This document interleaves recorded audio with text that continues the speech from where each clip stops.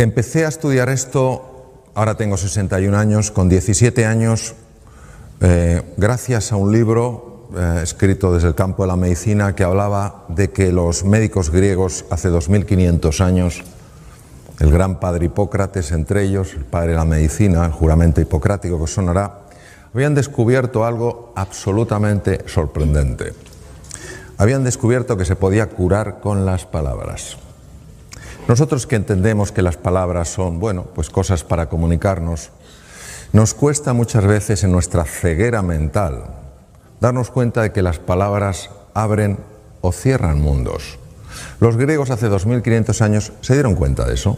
Se dieron cuenta que la conversación, la interacción entre los seres humanos abría espacios de curación física.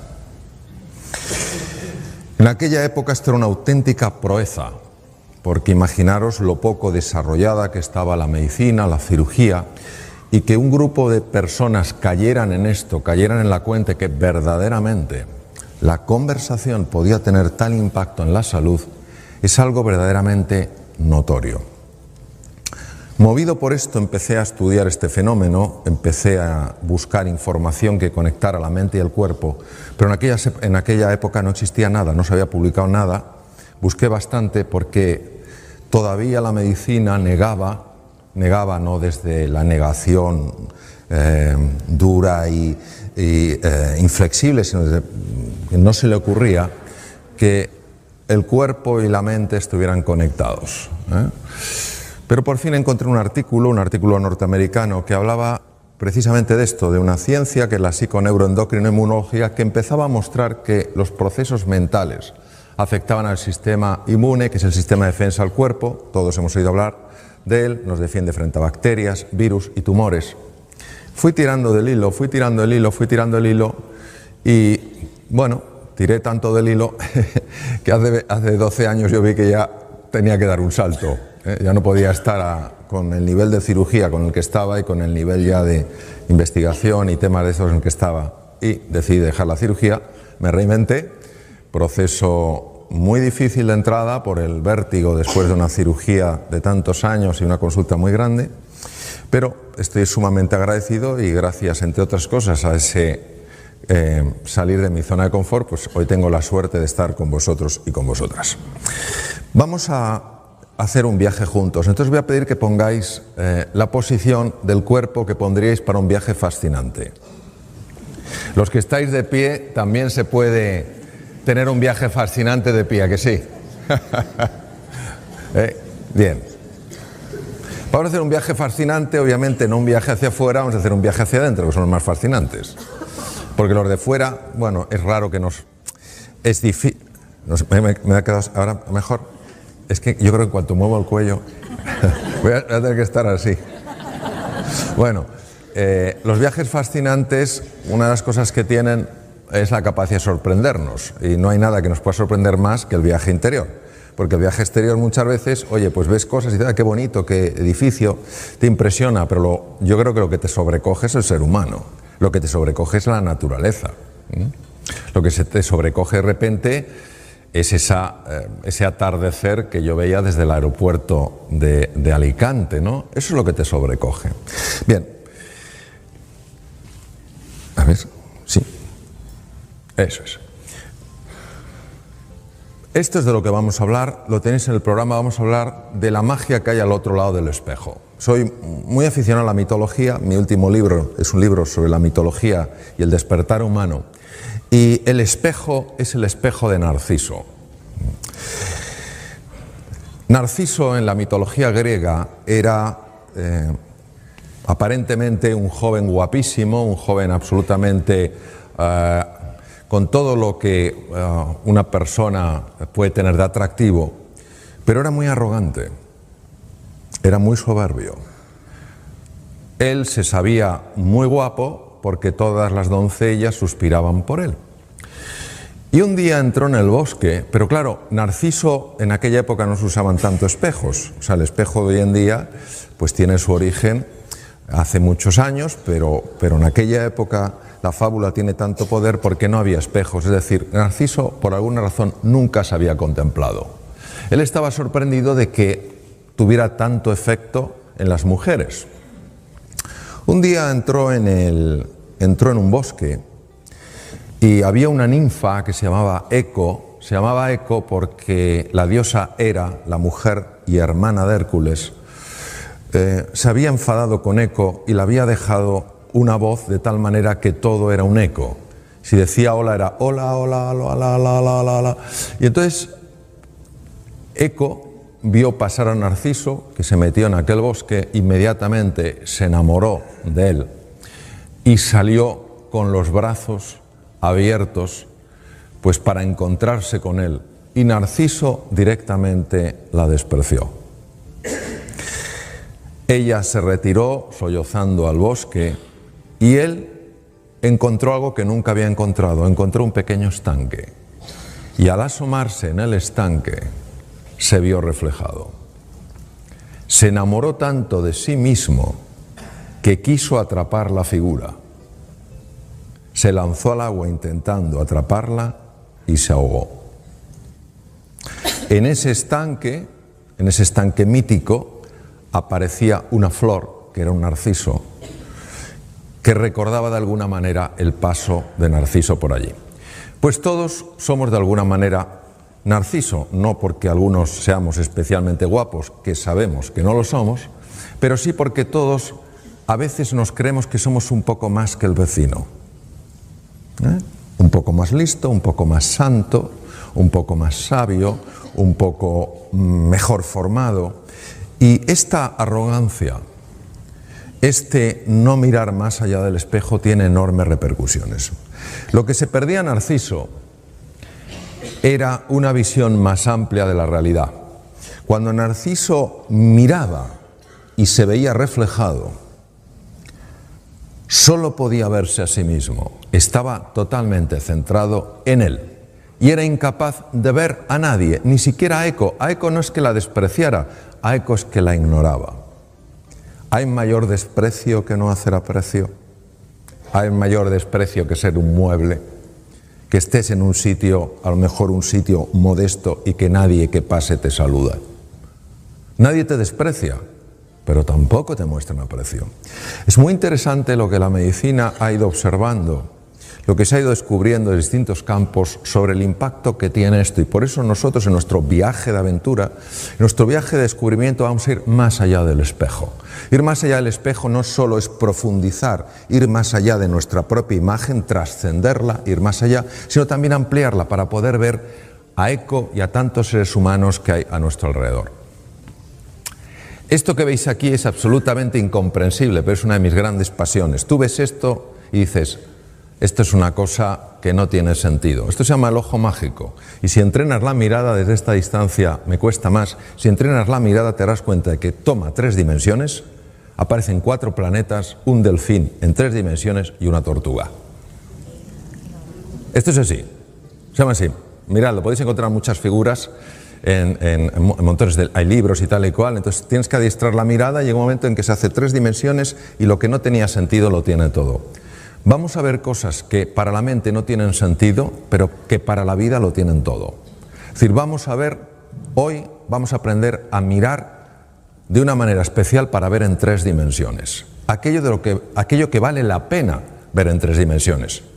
Porque cuando tú ves, yo me puedo quedar mucho tiempo mirando estas cosas, porque cuando ya tienes habilidad, que no es cuestión más que dedicarle tiempo, es que son figuras tan bonitas y dices, no es posible, o sea, estoy viendo 3 dimensiones y parecía que no había nada. Bien,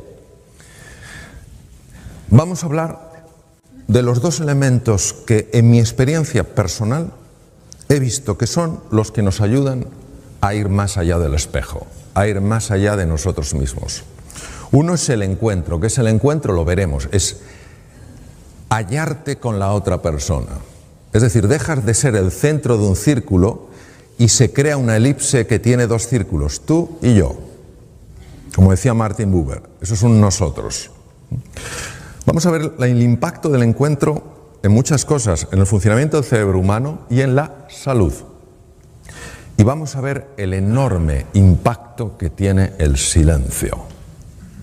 Algo que para nosotros ha perdido como como todo el valor, esto es como el sueño. O sea, yo recuerdo hace muchos años en Madrid un cartel de una bebida que no comentaré que decía: ya dormirás bastante cuando te mueras. Dormir poco es sumamente dañino para la salud, sumamente dañino para la salud. El sueño no es una pérdida de tiempo, el sueño es un momento de reparación del organismo. Y hay muy pocas personas que realmente puedan dormir menos de 7 horas y estar bien. No digo que no las haya, hay muy pocas. Pues lo mismo pasa con el silencio y lo vamos a explorar juntos. ¿Cuál es el opuesto al encuentro? La rivalidad. No la competitividad, la rivalidad. ¿Entendéis la diferencia, no? La rivalidad tiene una connotación diferente a la competitividad. La rivalidad tiene un toque distinto. El otro es mi rival, es mi enemigo.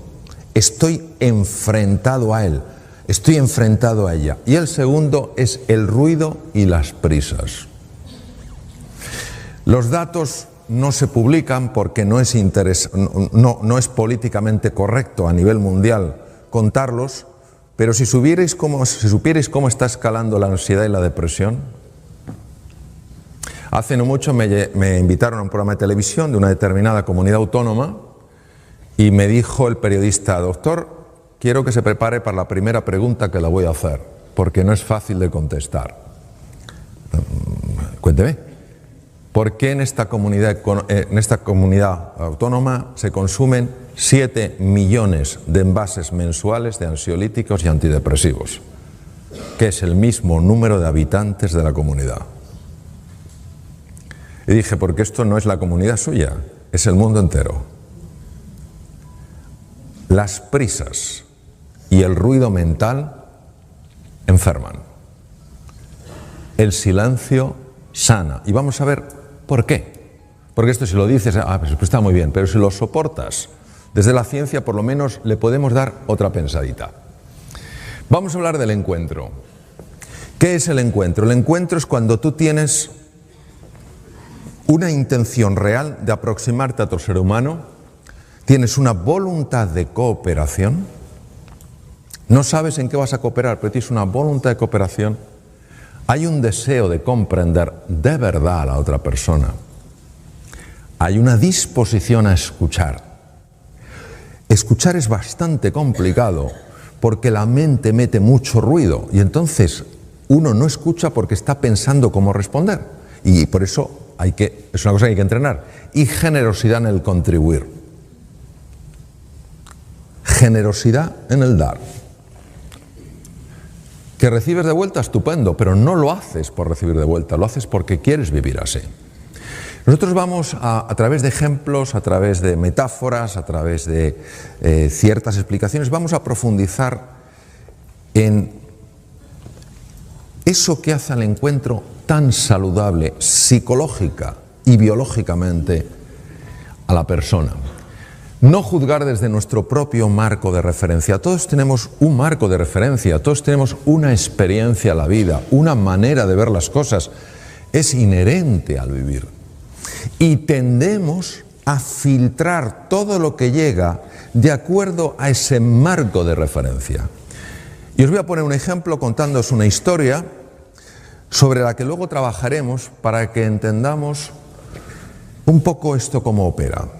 En la antigua Roma hay una historia que dicen que había un senador llamado Casio, que era muy admirado por su sabiduría, por su cultura, por sus conocimientos. Y era todavía más admirado desde que hacía poco tiempo, pocos años, se había casado con la mujer más hermosa de toda Roma y además la más rica. Esta mujer además le había dado un hijo varón, que sin duda sería su heredero, y claro, les parecía que este hombre todo lo hacía bien, era culto, era inteligente, en los debates en el Senado era siempre el que decía la cosa más relevante, se había casado por una mujer por la que suspiraban todos los romanos, encima una mujer con un gran patrimonio, en fin, lo tenía todo. Pero resulta que Casio anuncia que se divorcia de Helena, su mujer. En ese momento, algo pasa en el Senado. Empieza a haber un tumulto, empiezan a comentar entre ellos, empiezan a cuchichear. Y algunos de los que se llamaban sus amigos caen en la cuenta de que se han equivocado juzgando a este senador, que para nada es tan sabio ni es tan listo, sino que es un imbécil, porque solo un imbécil se podía haber divorciado de una mujer tan hermosa y tan rica como Helena. Un día, los tres amigos, supuestamente amigos, que más criticaban, a escondidas por supuesto, al senador, estaban hablando en una calle de Roma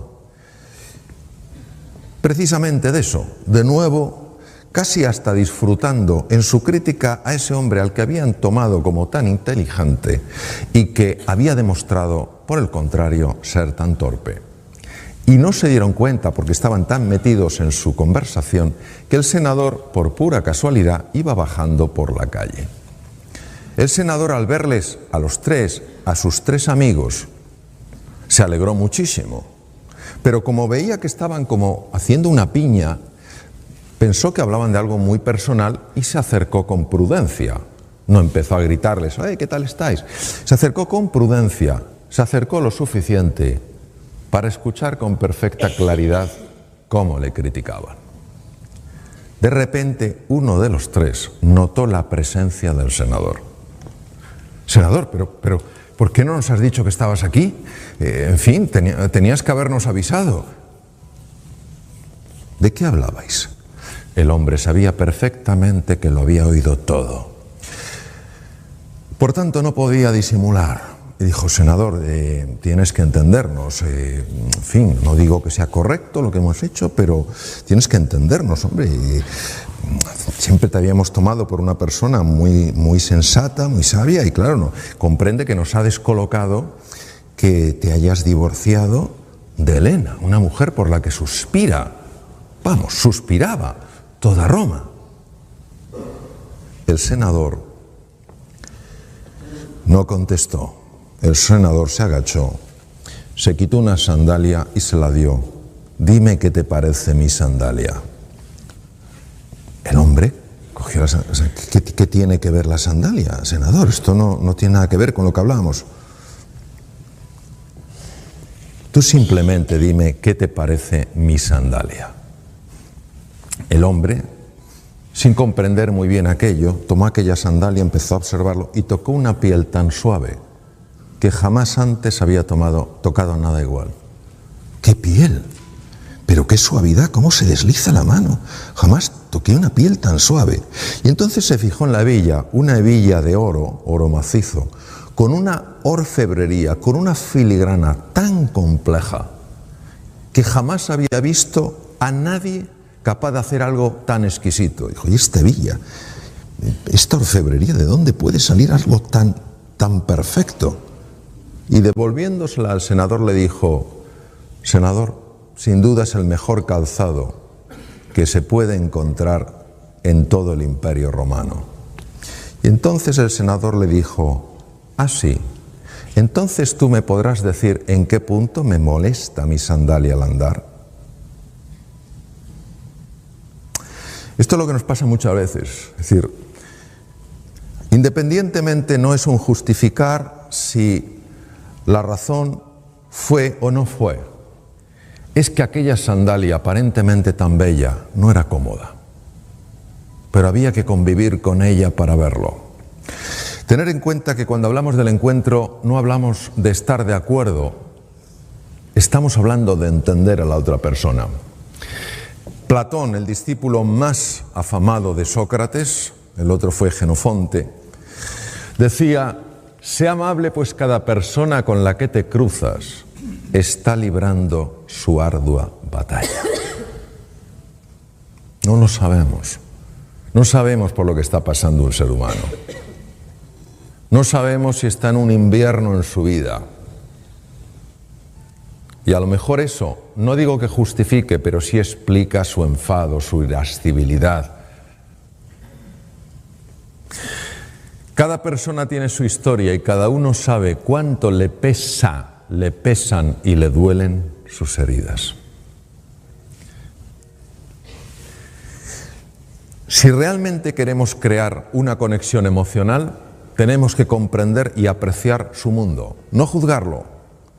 Tampoco hay que estar de acuerdo, no hay por qué estar de acuerdo con que él, el senador, se divorcie de Elena o se deje divorciar. Se trata de comprender su mundo. Y para ello, creo que lo primero es hacer preguntas desde el verdadero interés y la curiosidad.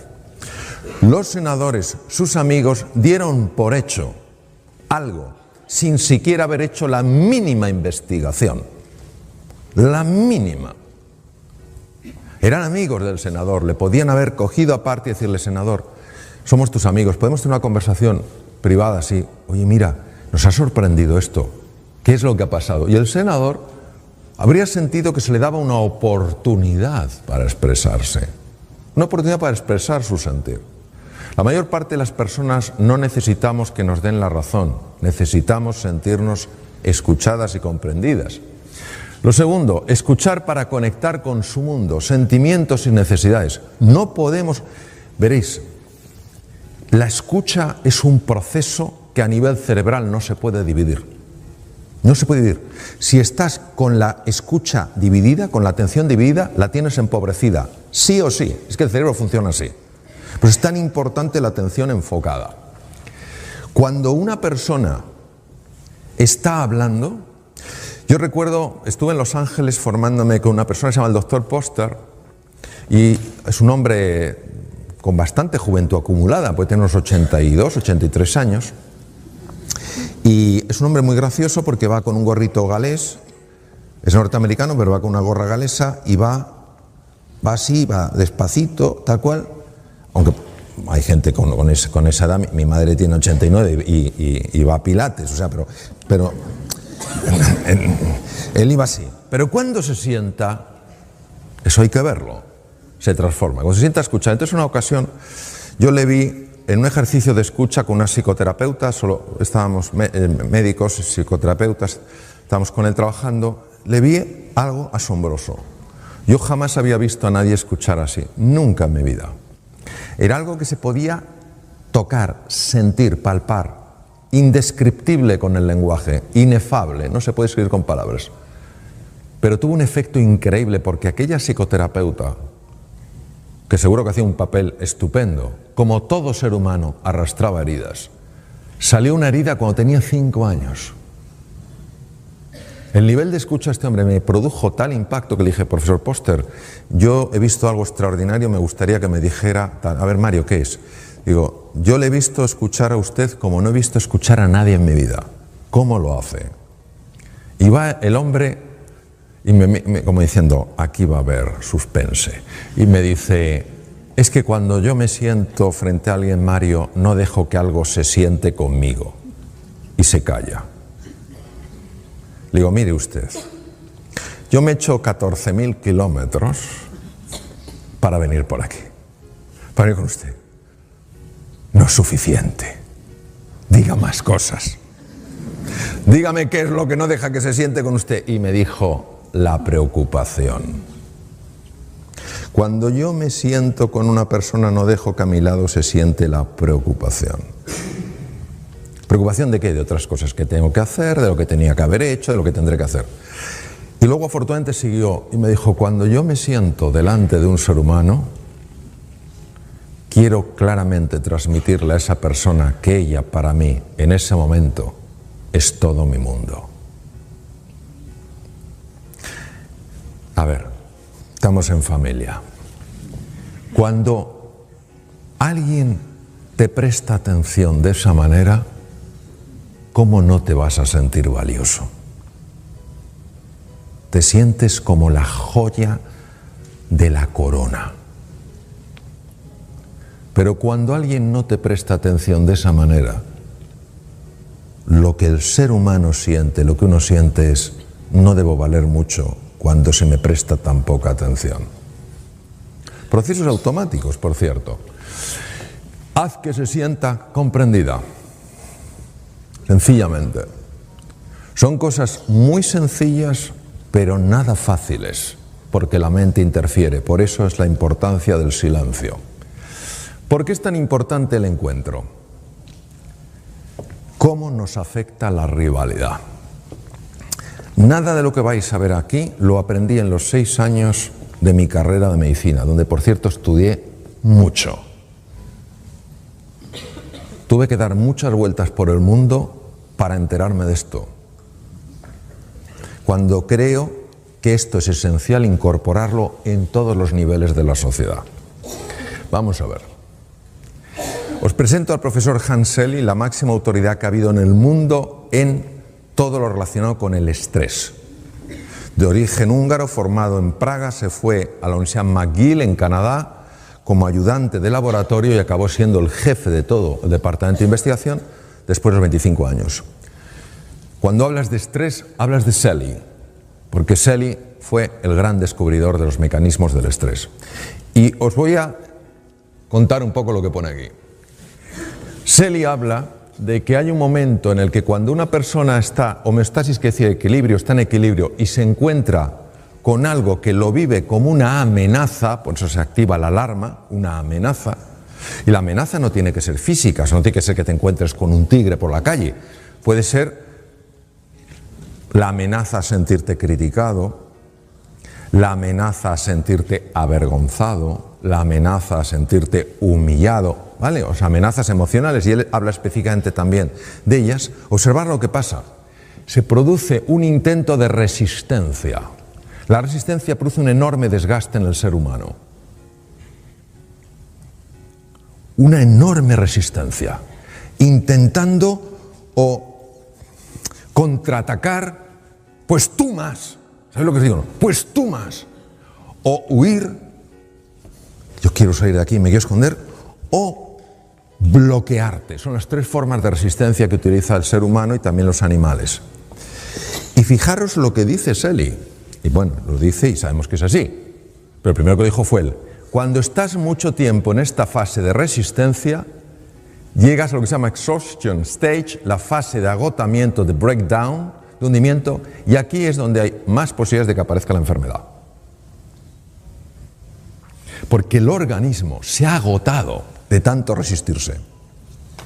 Se ha agotado. O sea, imaginaros que alguien me está empujando y yo estoy así. Claro, después de un rato yo estoy que no puedo con el cuerpo. Lo bonito es ver cómo el encuentro afecta a esa fase del agotamiento. Cuando una persona se siente amenazada, se siente en peligro, y ya no estamos hablando del peligro físico, que puede darse, pero más difícil en nuestro mundo, cuando se siente amenazada emocionalmente, pues yo no voy a ser capaz de salir adelante, o esto es demasiado difícil, o yo soy poca cosa, el mundo me supera. Cuando una persona se siente amenazada, no que esté amenazada, que se sienta amenazada, se produce lo que se llama una disregulación del sistema nervioso simpático y parasimpático. Muy fácilmente explicar lo siguiente. Aparte del cerebro, cerebelo, la médula que todos conocemos, y de los nervios periféricos, los sensitivos, los motores, etc., hay toda una división importantísima. El sistema nervioso se llama sistema nervioso vegetativo o autonómico, porque siempre se pensó que iba, entre comillas, a su bola. Y tiene 2 ramas, tiene el simpático y el parasimpático. El simpático es el encargado de activarse en situaciones de alarma, situaciones de peligro. ¿Por qué? Porque, por ejemplo, lleva la sangre a los músculos. Si nos persigue un tigre, imaginaros, cuando éramos en la época del Paleolítico, si nos persigue un tigre dientes de sable, la sangre donde tiene que ir es a los músculos para correr más, no al tubo digestivo. A nadie se le ocurre que si te persigue un tigre dientes de sable y pasas debajo de una higuera llena de higos maduros, digas, qué maduros que están, hagamos una paradita. Porque claro, el tigre dientes de sable dice, me lo como, pero además es que se merece que me lo coma. Pues claro, bien, entonces, ¿qué quiere decir? Que el sistema nervioso simpático se activa en situaciones de alarma, situaciones de amenaza. Por tanto, cuando alguien se siente amenazado, los 2 sistemas, simpático y parasimpático, que están perfectamente regulados, para estar atento y a la vez relajado, ya no estás relajado, ya estás en situación de amenaza. ¿Cuál es el impacto de esto? El impacto de esto, de la hiperactividad del sistema nervioso simpático, es muy conocido. Y os voy a contar una historia que yo viví para que sea más claro de entender, y sobre la propia historia, que es una historia que yo la viví cuando estaba en mi práctica clínica, hace ya unos años, pues nos va a dar mucha luz para entender luego lo que ocurre en el cuerpo. Un día llega a mi consulta una mujer, pongo una Margarita porque se llamaba Margarita, llega a mi consulta una mujer alta, rubia, con gafas, con cara afable, y que llevaba un sobre de hospital, un sobre plástico blanco de hospital, muy grande, porque recuerdo perfectamente cómo iba así. Y entonces mi enfermera llama, entra, levanta el sobre, me lo deja caer y todavía me acuerdo del ruido que metió al caer. Han pasado muchos años. Me mira a los ojos y me dice: doctor, no puedo más, ayúdeme, por favor. Digo: bueno, cuénteme, ¿qué le pasa? Dice: mire, doctor, llevo 3 años con un dolor de estómago horroroso. Me han hecho de todo, le traigo todas las pruebas, una cosa así, ¿eh? Le traigo todas las pruebas, estoy con omeprazol, ¿sabéis lo que es el omeprazol? Como decían los hermanos Mayo, bienvenidos al club, ¿sabes? Estoy con omeprazol, con 40 miligramos de omeprazol, entonces no existía lansoprazol, pantoprazol, solo existía el omeprazol, que era una medicación que te dejaba el 90% del estómago sin secreción. Dice: no me encuentran nada, me han hecho de todo, pero yo no puedo seguir viviendo así. Dice: Margarita, tengo que echar una ojeada a las pruebas. Y sí, doctor, estuve 1 hora, y estoy acostumbrado a ver esas pruebas, claro. Estuve 1 hora viendo aquellas pruebas, todo normal. ¿Sabéis lo que son las endoscopias? Eso de abra la boquita que no se va a enterar. Sédeme, por favor. Yo recuerdo una vez, yo todas las pedía con sedación. Me acuerdo una vez que me viene un enfermo y me dice, me viene primera vez a la consulta y me dice: doctor, si usted me va a pedir otra endoscopia, prefiero que me abra en canal. Una cosa tremenda. Bueno, total, la última endoscopia, Margarita, hacía 2 meses, todo normal. Lo veo, sí, todo normal. Y entonces empiezo a darle vueltas al tema. Yo iba ya estudiando esto años y le digo: Margarita, ¿hay algo a usted que le afecte mucho emocionalmente, que lo esté viviendo como una situación de amenaza o algo así? Y se queda ella mirando y dice: no, doctor, yo estoy casada, tengo mis hijos, todo va bien, están todos bien, sanos, gracias a Dios. Tengo, en fin, en casa no pasamos apuro económico, no hay nada. Digo: no me refiero a algo que realmente a usted le haya generado un gran susto o una gran preocupación, sino algo que cada día o casi todos los días le genere un poco de tensión, un poco de desagrado. Entonces se queda callada y dice: sí, doctor, hay algo. Digo: ¿qué? Dice: mi jefe, no le soporto. Y en ese momento me vino como un insight, dije: Margarita, ya tengo una posible solución para usted. Y nunca lo olvidaré. Me dice: doctor, ¿me va a subir el omeprazol? Digo: Margarita, está usted a dosis máxima, no le puedo subir el omeprazol. Y va y me pide, como en tono suplicatorio: ¿me pedirá entonces otra endoscopia? O sea, nadie me ha pedido así una endoscopia. Como si fuera un regalo navideño. Dije: pero Margarita, si la última se la han hecho hace 2 meses. Dice: entonces, ¿qué me puede ofrecer usted? Le dije: pues mire, le ofrezco lo siguiente. Le ofrezco que a partir de ahora, cada vez... Ahora no se oye, ahora sí. No sé qué pasa, se va. Me voy a quedar así. Si veis que me quedo... Si veis que me quedo así, no es que me haya pasado nada raro. Es que tengo miedo que no se me oiga. Bien, voy a enganchar esto, por si acaso, para no tanto giro. Bien. Le digo, Margarita, creo que tengo una solución para usted. Me dice eso, endoscopia, digo, no. Cada vez que vaya a la oficina a partir de ahora durante 2 semanas y vea a su jefe, le va a sonreír. Se me queda como la tumba de Tutankamón. Vamos, como la momia. Se me queda así. Yo me imagino, no me lo dijo, me imagino que estaría pensando, qué mala suerte tengo. No solamente me encuentro con un incompetente, sino que además es imbécil. Se queda así, se recupera un poco, hay un silencio, y entonces me mira y me dice, doctor, cambia el tono. Cambió el tono. ¿Sacó uñas? Sí. Doctor, mi jefe no se lo merece. Y yo le dije, no es por él, es por usted. Y me dijo, no me va a salir. Y le dije, pues finja. Se me queda así como diciendo, prepárese que esto es como el frontón. Usted me da, yo soy una pared. Usted me da, es una pared. Y me dice, doctor, es que lo que usted me pide... Se puso como enfadada. Lo que me pide usted es tan raro. Y tal cual. Y dije, Margarita, es que no le puedo ofrecer otra cosa. Entonces ella se fue muy decepcionada. Le dije, 2 semanas, Margarita. Ella me miró como diciendo, usted a mí no me ve el pelo más. Total, se va. Yo doy por hecho, totalmente por hecho, que Margarita no va a volver. A las 2 semanas, yo de tanto quirófanos, consultas y tal, pasan 2 semanas, pasan 15 días, estoy sentado de nuevo en la consulta, en el mismo sitio.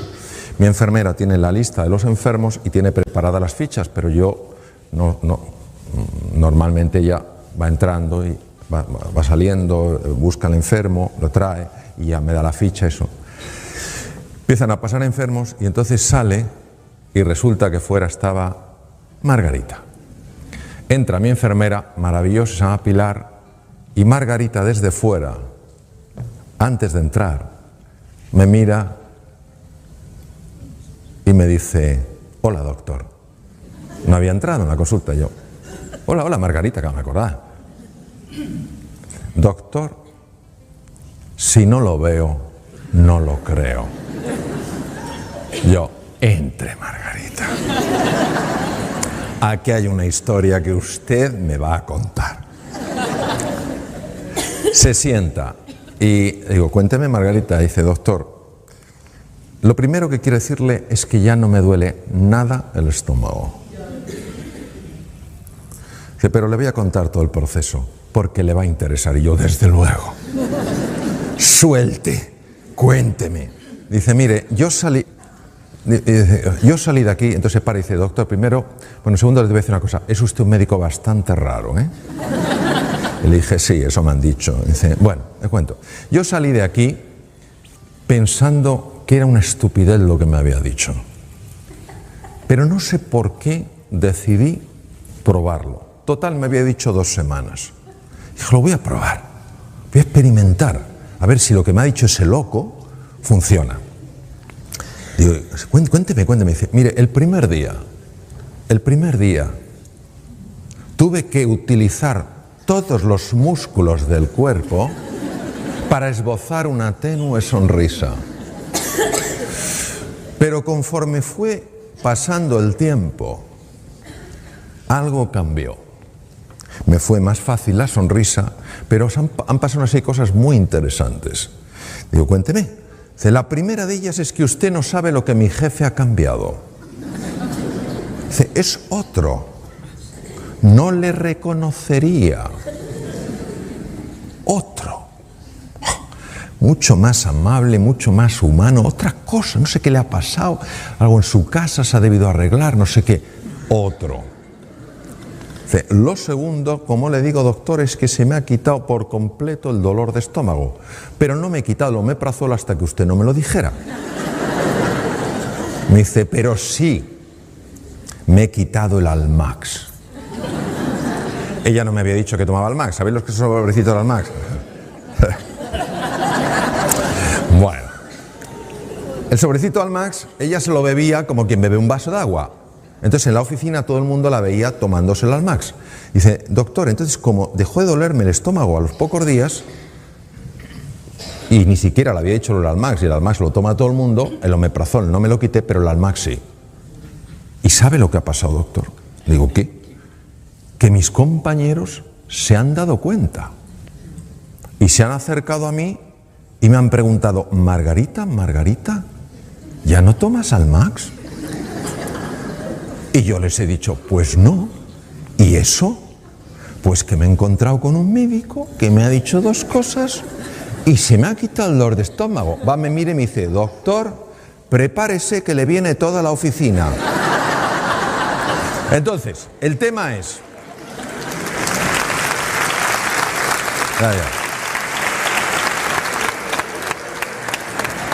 Uno se pregunta, ¿cómo es posible esto? Y ya tenemos una explicación. Tenemos una explicación de por qué el omeprazol no hacía nada y tenemos una explicación de por qué su jefe cambió. Y la explicación ya se conoce. Cuando una persona se siente amenazada, se activan unos núcleos en el cerebro que se llaman amígdalas. Siempre digo lo mismo, pero es que no quiero que haya confusión. Cuando hablo de amígdalas en el cerebro, no estas. Porque en una ocasión, con un grupo de pocas personas, no llevaba imágenes, no llevaba cerebros, que a veces llevo cerebro, empecé a hablar de las amígdalas y una persona empezó a ponerse súper pálida. Y yo digo, este se me cae redondo. Digo, ¿qué le está pasando? Digo, oye, ¿te encuentras bien? Y me dice, no. Digo, ¿pero qué te pasa? Y dice, que estoy entendiendo toda mi vida y ya no tiene remedio. Me las quitaron de pequeño. Vean, la confusión viene de que amígdala en griego es almendra y se parecen a estas, pero no son estas. Están en el cerebro.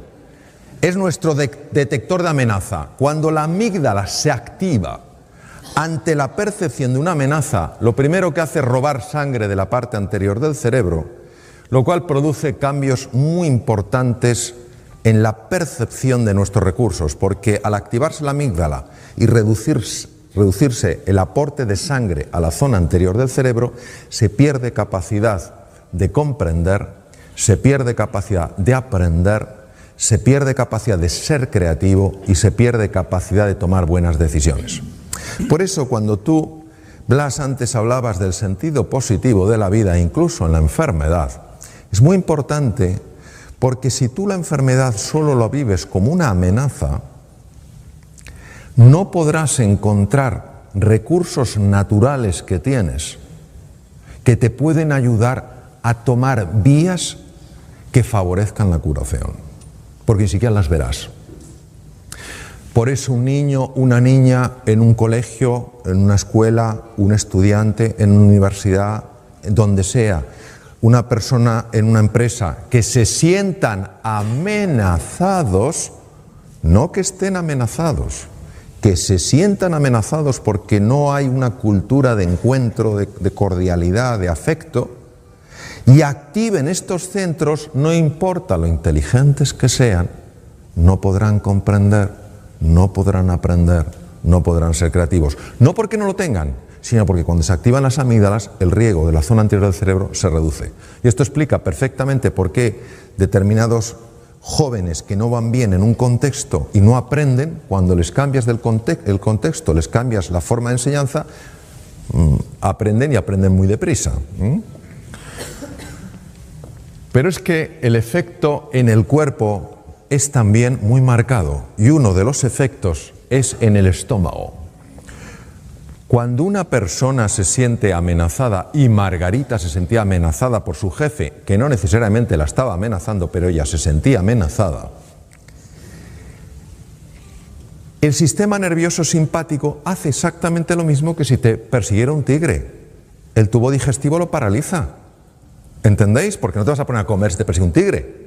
¿Qué pasa con un estómago que se paraliza? Un estómago que se paraliza es un estómago a través del cual la comida no puede fluir bien. La comida, cuando no fluye bien, se estanca. Cuando se estanca, se pudre. Cuando se pudre, fermenta. Cuando fermenta, produce gas. ¿Qué hace el gas? Hincha las paredes del estómago. No hay medicación, bueno, algunas que te reducen el gas, pero el omeprazol, por más que te baje el ácido, si el problema no es el ácido, el problema es la dilatación del estómago. En el momento en el que Margarita empezó a buscar el encuentro, al principio con una tenue sonrisa forzada, estaba mandando al cerebro un mensaje: tú no sonríes en presencia de la amenaza. ¿Os imagináis el tigre y que digas tú, ¡oh, qué oportunidad! ¡Oh, charlemos! No. Entonces, el simple hecho de el propio cuerpo disponerlo para el encuentro y la sonrisa es así, es suficiente para que el sistema nervioso simpático se desconecte y se active el parasimpático. ¿Por qué se le quitó el dolor a Margarita? Porque el estómago empezó a funcionar. Ella no tenía ningún problema de estómago, por eso en las endoscopias no se veía nada, no había nada. Porque la dilatación no se ve en la endoscopia. Bien. Cuando al profesor Hanseli, del que os he hablado, le entrevistaron porque se hizo muy famoso, en una de las entrevistas de radio le hicieron una pregunta normal. Su respuesta fue singular. Estamos hablando de un fisiólogo puro que se pasó 25 años en laboratorios. No estamos hablando de un místico, no estamos hablando de alguien, de un filósofo, no estamos hablando de un gran humanista, hablamos de un biólogo puro. Le preguntaron, profesor Selly, ¿qué es lo que podemos hacer en una sociedad tan distresada? El distrés es el estrés negativo, como el de Margarita, el que daña. ¿Qué podemos hacer en una sociedad tan distresada para bajarlo? Contestación de Hanseli: ganarse el amor de su vecino. ¿Cómo es posible que este hombre fuera capaz de intuir cosas que se han descubierto muchos años después? Parte de la genialidad de él. Hoy en día sabemos que cuando una persona se encuentra con otra, con estos lazos de afecto, de cordialidad, de voluntad, de cooperación, automáticamente el cerebro produce una sustancia llamada beta-endorfina. Es un analgésico natural potentísimo. Capaz. Es como si tuviera algo y dijera, vuelve al centro, que te estás yendo. Capaz de reducir el dolor físico. Se sabe que es real, se sabe que es beta-endorfina real, no es algo imaginario, porque se bloquea con naloxona. Es decir, verdaderamente está bloqueando una molécula. Es decir, el ser humano en el encuentro experimenta menos dolor. Imaginaos el impacto que tiene esto en medicina. Tiene un impacto tremendo. Yo trabajo en un tema con niños con patologías malignas y esto es una cosa que estamos trabajando muchísimo. Hasta qué punto el encuentro, el sentirte apoyado, etcétera, verdaderamente tiene un impacto en la reducción del dolor, ¿no? Bien, pero lo siguiente que tampoco sabía el doctor Selly, pero lo intuyó, fue que cuando dos seres humanos tienen esa voluntad de encontrarse, esa voluntad de cooperar, esa voluntad de colaborar, se libera en sangre una hormona llamada oxitocina. Las damas que estáis aquí diréis, esta hormona es mía. Yo soy mujer, yo he dado a luz, la lactación, todo lo que es el parto, la oxitocina, sí, pero también la tenemos los hombres, hombres y mujeres. La oxitocina es la hormona que se llama la hormona del amor, porque cuando tú te conectas con un ser humano, amistad, amor romántico, amor filial, lo que quieras, agape, amor como elección, la oxitocina protege naturalmente contra la enfermedad. Es un protector, por ejemplo, un protector del corazón y baja las cifras del LDL, del Low Density Lipoprotein, el colesterol, digamos, que se llama colesterol malo. Este es uno de mis maestros, el profesor Richard Davidson, dirige el centro más sofisticado en el mundo de imagen cerebral en relación a estados de silencio, estados meditativos, etc. Y él ha demostrado a través de un ejercicio, se llama Meta, un ejercicio muy utilizado en el mundo del Namasté, que cuando una persona visualiza, como decías tú, Blas, visualiza el afecto, primero hacia sus seres queridos, luego a los menos queridos, y hace lo que puede con los nada queridos, pero hace ese esfuerzo. Él ha observado, es el primer científico en el mundo que lo ha podido observar, ha observado que la parte anterior del cerebro, que si os acordáis es la que se bloquea cuando la amígdala se activa, ¿os acordáis? Pues resulta que empieza a crecer en grosor, aumenta la neuroplasticidad, la formación de nuevas neuronas y es capaz entonces de neutralizar el miedo. Luego quiere decir que el antídoto natural del miedo es el amor. No es el valor, es el amor.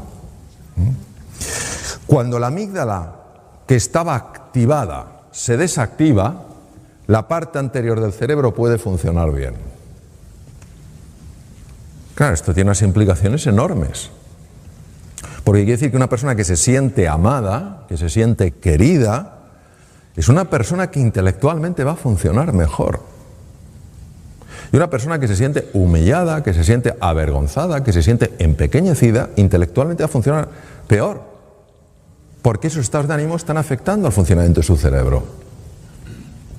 Estas otras cosas las que se ha demostrado, otros investigadores, que cuando una persona se siente amenazada, los dos lados del cerebro no se llevan bien. Sabéis que tenemos dos hemisferios, ¿verdad? Es como una nuez, el izquierdo y el derecho. Pues se ha visto que cuanto más amenazada se siente una persona, más lateralización se produce, es decir, menos hablan entre sí los dos hemisferios. ¿No os parece que lo lógico sería que ya que tenemos dos hemisferios por lo menos se lleven bien? Parece de cajón. Pues no, se llevan mal. ¿Cuál es el problema? El problema es que el lado izquierdo, el hemisferio izquierdo, es muy bueno en unas cosas. Es muy bueno en razonamiento lineal. Esto me lleva a esto, esto me lleva a esto, esto a esto. Es muy bueno organizando, es muy bueno estructurando, es muy práctico, muy organizado, muy fiable en eso. Pero el hemisferio derecho es mucho más imaginativo. El hemisferio derecho además es el que tiene más conexión con el cuerpo físico. El hemisferio derecho es la puerta al inconsciente. Claro, nosotros necesitamos a los dos. Necesitamos al soñador y al hacedor. Necesitamos al imaginativo y al práctico. Necesitamos a los dos. Cuando una persona se siente amenazada, los dos hemisferios se desenganchan. Curioso. A nivel del corazón, se ha visto que el amor, el desarrollar este deseo, no pensemos en un amor azucarado, te amo. No, estamos hablando de algo como forma de ser y de estar en la vida, muy en la línea de lo que tú has comentado, Blas, es decir, tu deseo de siempre buscar lo mejor en la otra persona. Y por supuesto en ti. Cuando tú haces eso, se observa algo interesantísimo. Nosotros para ver el ritmo del corazón usábamos el electrocardiograma, pero resulta que es muy vasto para medir la dimensión de la que os voy a hablar. Y ahora existe una metodología mucho más fina que permite ver lo que se llaman las alteraciones finas del ritmo cardíaco. Y observamos, por ejemplo, que cuando una persona está estresada porque se siente amenazada, aunque el electrocardiograma parezca normal, cuando tú lo haces mucho más fino, la lupa es mucho más precisa, observas las enormes irregularidades. Pero cuando la persona activa el otro sistema, el parasimpático, que es el que se activa en el encuentro, fijaros qué ritmo más curioso toma el corazón. Esto se ha asociado con mayor longitud de vida. Se llama coherencia cardíaca. La coherencia cardíaca hace que el corazón funcione mejor y el corazón tiene su propio cerebro, Emite un campo electromagnético hasta 3 metros de distancia, se ha medido. Está alterando todas las células del cuerpo. Que el corazón funcione así está afectando a todas las células.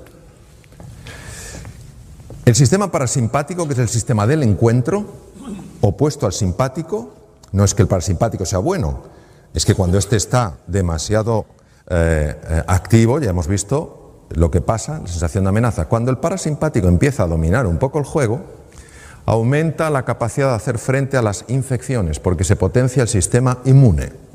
Esto es muy importante cara a la enfermedad. Se reduce la producción de radicales libres. Veréis, un radical libre, nosotros sabéis que usamos el oxígeno para producir energía, pero pagamos un precio. Lo mismo que para venir aquí de Alicante ha habido que ir por una carretera de peaje y se paga un precio, y preferías no pagarlo, pero si no pasas por ahí, para poder utilizar oxígeno y obtener energía pagamos un precio. Ese precio es la producción de unas cosas que se llaman radicales libres. ¿Qué es un radical libre? El radical libre es una molécula muy inestable que le falta un electrón y necesita robar el electrón. ¿Cómo roba el electrón? Bombardeando otras células para robarle los electrones. Esto genera muerte celular, daño en pared celular, en membrana celular, envejecimiento temprano y mutaciones. Pues el encuentro, la activación del parasimpático, reduce la producción de radicales libres. Lo que veis ahí en las puntitas de los cromosomas se llaman los telómeros, y uno de los descubrimientos más importantes que se han hecho jamás en genética. El telómero se descubrió con microscopía electrónica. En los extremos de los cromosomas, lo que veis en color rojo, no se sabía muy bien lo que hacía. Los cromosomas son como unos estuches donde está el ácido, el DNA, el ácido desoxirribonucleico enrollado, el material genético. Cada vez que una célula se divide, tiene que duplicar los cromosomas para que a cada célula hija vaya el mismo número de cromosomas. En ese proceso el telómero se adelgaza. Si el telómero se adelgaza más allá de un cierto nivel, la célula ya no se puede reproducir. Si no se puede reproducir, una vez que esa célula llegue a su tiempo de vida, se muere. Es decir, la base del envejecimiento y la destrucción de los tejidos. Sorprendentemente, observaron que algo misterioso reparaba los telómeros y no sabían lo que era. Hasta que una investigadora australiana y un equipo de investigadores norteamericanos, la doctora Elizabeth Blackburn, demostró que es una estructura enzimática llamada la telomerasa. 2009 es el año en el que ella ganó el Premio Nobel de Medicina y Fisiología por el descubrimiento de la telomerasa. Elizabeth Blackburn estudió a madres que tenían niños con patologías cerebrales que exigían una atención constante. Algunas de estas madres tenían la ayuda de sus maridos, de la comunidad, pero había algunas que estaban totalmente solas haciendo frente a ese desafío. Habían volcado toda su vida en el cuidado de su hijo, de su hija, que había nacido así, ¿vale? Localizó a estas madres que se sentían solas en su lucha. Les extrajo sangre y midió tamaño de telómeros y cifra de telomerasa. Tamaño de los telómeros era muy bajo, cifras de telomerasa bajas. Esto, la implicación, es un acortamiento de la vida. ¿Entendéis por lo que he explicado? Se le ocurrió que a todas esas madres que ella había localizado de motu propio, ponerlas en contacto para que hablaran, para que pudieran compartir sus penas y sus alegrías, para sentirse comprendidas. De nuevo la presencia del encuentro, del amor. Meses después, Elizabeth Blackburn volvió a sacarle sangre. Los telómeros tenían longitud normal y la cifra de telomerasa se había normalizado. El centro más importante del mundo de investigación en monos, el mono que se utiliza ahora es el macaco, que es el mono que parece que ha hecho la mili, porque tiene el pelo como rasurado así, ¿sabes? Por el chimpancé ya prácticamente no se utiliza, lógicamente. Entonces, el centro más importante del mundo está en Estados Unidos. Hicieron la prueba de separar a monitos de sus madres y de sus familias y criarlos solos. Los monitos se volvieron muy agresivos y bloquearon la expresión de dos genes. Bueno, un montón de genes, pero de dos familias de genes. La familia de genes que protege de las infecciones, el sistema inmune, cada vez estaban malos, cada 2 por 3, y genes que afectan al desarrollo de la inteligencia del simio. Era la primera vez que se documentaba que la falta de afecto tenía este impacto. Entonces eligieron una pareja de monos ya adultos muy cariñosos, muy achuchones, como vosotros, los de Cambi, de abrazo. Entonces, pusieron a esos monitos que no habían expresado genes de la inteligencia de simio ni genes del sistema inmune a interaccionar con estos monos amables y cariñosos. Meses después, estos monos habían transformado su conducta, mucho más sociables, los pequeños, más sociables, pero es que además les sacaron sangre y vieron que ahora sí expresaban los genes de protección del sistema inmune y los genes de desarrollo intelectual del macaco, que hace que resuelvan cosas que si no, no pueden. Impresionante. Es decir, nunca es tarde para amar y nunca es tarde para esperar un efecto del amor. No importa el pasado que una persona haya tenido. Ahora vamos a hablar de la importancia del silencio. ¿Por qué es tan importante el silencio? Es tan importante el silencio por lo ruidosa que es nuestra mente. Descartes, siglo XVII, padre de la filosofía racionalista, un hombre muy reconocido. Hay un joven filósofo, también francés, al lado de Descartes, era un don nadie, hoy todos le respetamos inmensamente, Blaise de Pascal, Principio de Pascal, que tú de eso sabrás un montón. Principio de Pascal, fijaros lo que dijo Pascal. He descubierto que toda la infelicidad del hombre deriva de una sola causa, su incapacidad para mantenerse en quietud en su habitación. Y uno se pregunta, ¿de qué habla? Nuestra mente condicionada busca el control, el estatus y la posición porque se siente separada de todo. Y esa sensación de inseguridad, que no es la inseguridad del ser humano, es la inseguridad de la mente que maneja, que se llama mente dualista o condicionada, hace que para conseguir sentirse segura, se busque con desesperación el estatus, la importancia, el reconocimiento. Y ahí es donde entra la rivalidad, porque es una mente con una idea escasa del universo. Entonces, si yo quiero algo, te lo tengo que quitar a ti. De aquí viene la rivalidad. Nuestra mente condicionada está totalmente juzgando, evaluando, comparando, lamentándose por el pasado o preocupándose por el futuro. Poneros un momento de pie. Algunos no estáis como estáis. Alguna ventaja tenéis que tener. Bien.